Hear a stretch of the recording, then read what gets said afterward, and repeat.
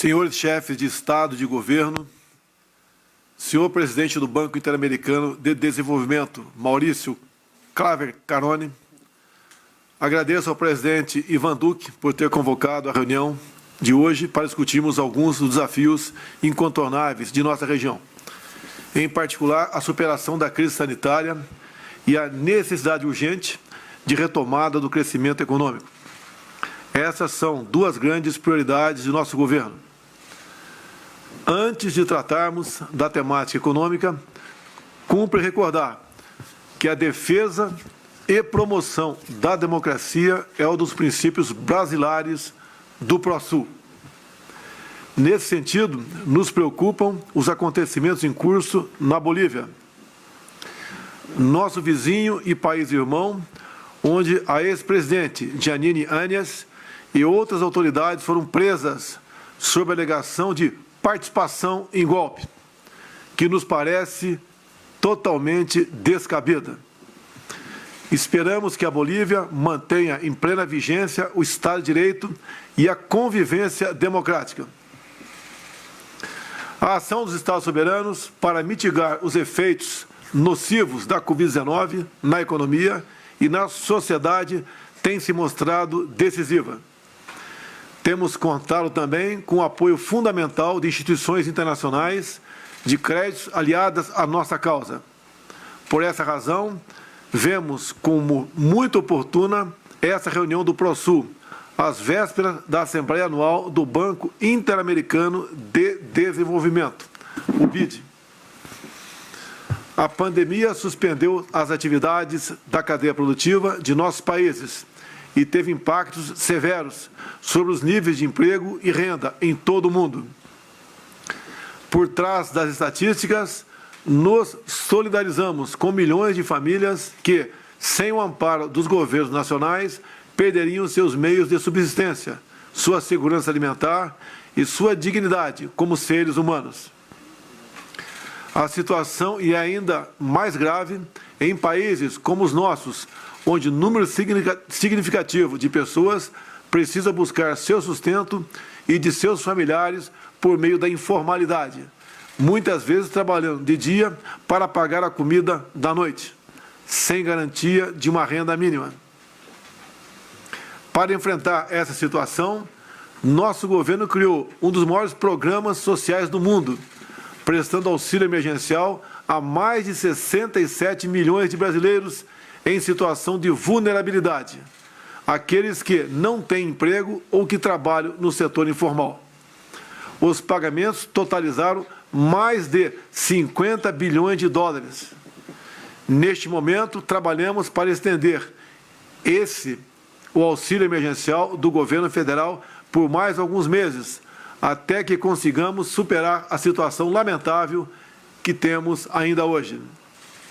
Assim como ocorreu em quase todo o mundo, as medidas de combate à Covid tiveram enorme impacto fiscal no Brasil, equivalente a cerca de 8,6% do nosso PIB. Ressalto que o FMI qualificou a resposta do governo brasileiro à pandemia como rápida e substantiva e deixou clara a importância do comprometimento das autoridades, mesmo nas atuais circunstâncias, com o teto de gastos e o equilíbrio fiscal.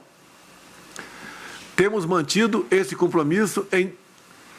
Em 2020, o PIB brasileiro apresentou recuo de 4,1%, o que corresponde a menos da metade da queda projetada por especialistas no início da pandemia. Em razão das medidas tomadas por nosso governo, a economia brasileira iniciou sua trajetória de recuperação já no quarto trimestre do ano passado, com um crescimento de 3,2% em relação ao trimestre anterior. Estamos firmemente determinados a aprovar iniciativas que irão permitir o crescimento sustentado da nossa economia nos próximos anos, como a reforma administrativa, a reforma tributária, a nova lei de falências e a privatização de empresas estatais. Buscamos também estabelecer marcos regulatórios que fortaleçam a segurança jurídica, melhorem o ambiente de negócios e ampliem os investimentos em diversos setores, como, por exemplo, os de petróleo e gás, de infraestrutura viária, de saneamento e de bioeconomia. Mesmo diante dos desafios da pandemia, não podemos nos esquecer da ameaça do crime organizado, que continua a parar sobre nossa região. Necessitamos redobrar nossos esforços conjuntos na luta contra o narcotráfico, o terrorismo e outras formas de criminalidade. Consideramos que um dos grandes desafios do pós-pandemia será aumentar os fluxos de investimentos voltados a financiar o desenvolvimento sustentável na nossa região. O ProSul nos proporciona uma ótima oportunidade de coordenação para o enfrentamento deste desafio e a retomada econômica de nossos países. E para isso é fundamental o apoio de instituições parceiras como o Banco Interamericano de Desenvolvimento. Outro desafio do Brasil é atrair mais investimentos para a área de infraestrutura. Por isso, temos todo o interesse na participação da iniciativa privada em diferentes projetos no país, em especial os do Programa de Parcerias de Investimento, o PPI.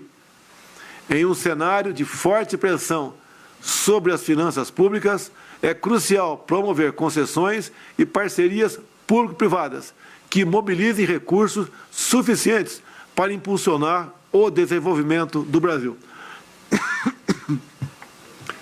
Já obtivemos muitos progressos, mas queremos avançar ainda mais em áreas como transporte, logística e saneamento urbano.